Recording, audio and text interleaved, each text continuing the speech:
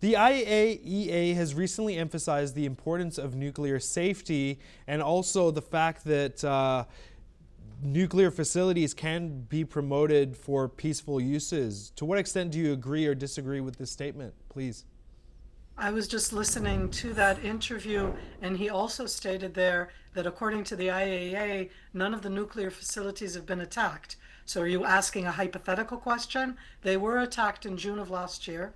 Israel has been very, very clear on the targets right now. It did not include the nuclear sites right now. So I don't like answering hypotheticals. Of course, nuclear facilities are ones that you need to be very careful with. I'd like Iran not to be trying to aspire to achieve nuclear weapons, which is at the heart of this whole issue. Okay. And now joining us is also Alessia Selezin, cultural instructor, joining us from Manama. Ma'am, with regards to the IAEA statement, to what extent do you believe that, of course, nuclear technology can be used for peaceful uses, please?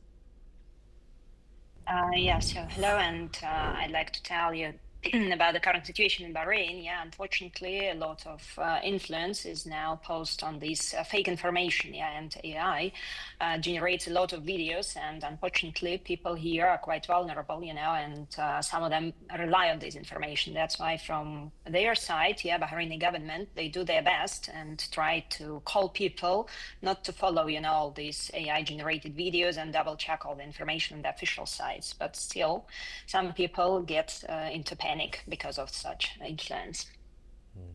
Thank you. Please stay with us. We do have some breaking news coming in right now. Chevron, a global energy company, has announced that it has been instructed by Israel's energy ministry to temporarily shut production at the Leviathan gas field, which is a major offshore facility in Israel. The Leviathan gas field, which is currently being expanded to handle about 21 billion cubic meters of gas annually, is part of a $35 billion export deal with Egypt. A spokesperson for Chevron, which also operates the Tamar gas field offshore Israel, stated that its facilities remain safe. Joining us again is Miri Asin, retired colonel, the IDF from Tel Aviv. Now, of course, with all these developments, I'd really like to ask, if there was no programs, why did the U.S. and Israel take nuclear weapons as an excuse to hit Iran? Both the Prime Minister of Israel, let alone the President of the United States, in the statements that they made on Saturday morning, did not talk about the nuclear. Both of them talked about the threat that the Islamic regime, both with the nuclear that has already been attacked and needs to be contained, but together with the missiles that reach, the drones that reach, drones have attacked and reached Cyprus today. And that's not just in the Middle East, not just across the Gulf, not just towards Israel, but already towards the European Union to Cyprus. In addition, we're talking about the proxies. Hezbollah, the Lebanese Shiite proxy, joined in today. So this focus that you're putting right now on the nuclear for all of us is a threat. But that's not the only threat of the Islamic regime. And when you put together their quest for nuclear weapons that was shown, that's why they were in negotiations, to stop them going down the nuclear path. Only they weren't doing that. They kept going down that nuclear military path, together with the missiles that can reach anywhere, together with proxies that they actively arm. That's why there is an operation against that regime right now in Iran and against the proxies. As I said, Hezbollah from Lebanon joined in today. Early this morning, they fired drones into Israel, missiles into Israel, so they too are being attacked. The Leviathan that you just mentioned is relatively in the northern Mediterranean waters, which means that Hezbollah, an Iranian proxy, is one of the targets that they've tried to do it in the past. They've already tried to attack those, and that's going to disrupt everybody. Just like Iran is trying to attack the oil industry from the Persian Gulf, they're trying also to attack any type of export of gas from the Mediterranean Sea. This is against everybody. And I think that holding them up and showing who they are is important for us all. And I don't like war. This isn't nice. It isn't easy. But when you look at what they're doing right now, it actually proves the point of who they are. Do you believe that the real asset here that is essentially up for grabs is oil, or do you believe it's the power of the Islamic world, Turkey, the UAE, the entire Middle East, with Iran included? What do you believe is up for grabs exactly? At the moment, we're talking about who is going to be the dominant geopolitical power in the Middle East. And until 2.5 years ago, the Islamic regime of Iran, both in Iran, through its proxies, in Iraq, Syria, that since then the regime has changed, Hezbollah in Lebanon, the Houthis in Yemen, just look at what's going on in the Shiite Pakistanis right now.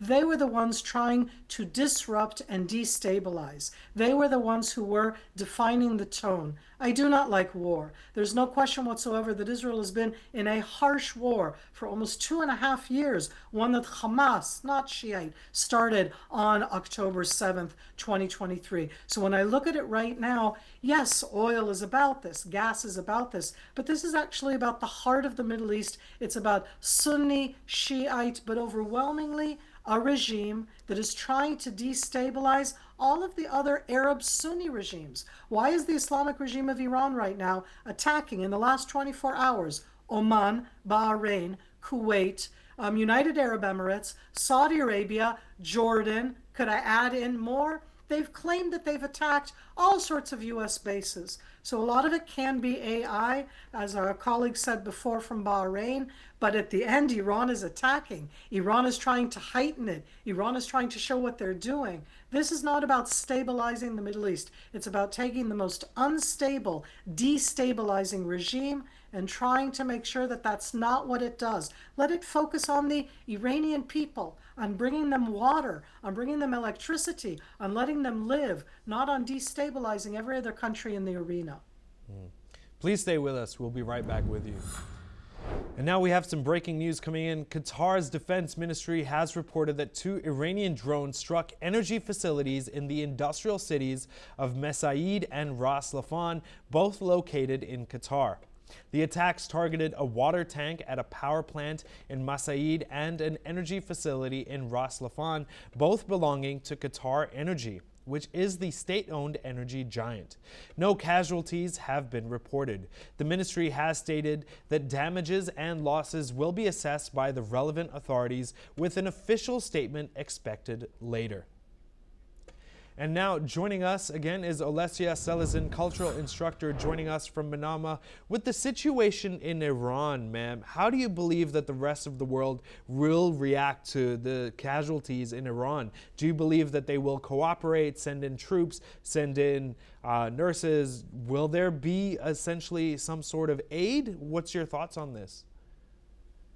So being basically here in Bahrain, and what I may comment is not on Iran side, but on the Bahraini side, because during these 2 days, our life has changed dramatically. You know, Bahrain has always been a land of peace, and coexistence. I mean, both religious and also cultural points.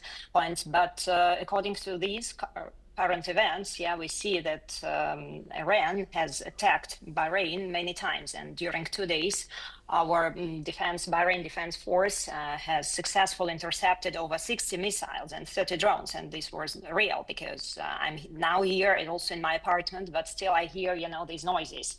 That's why many people give way to panic, and it's real, true.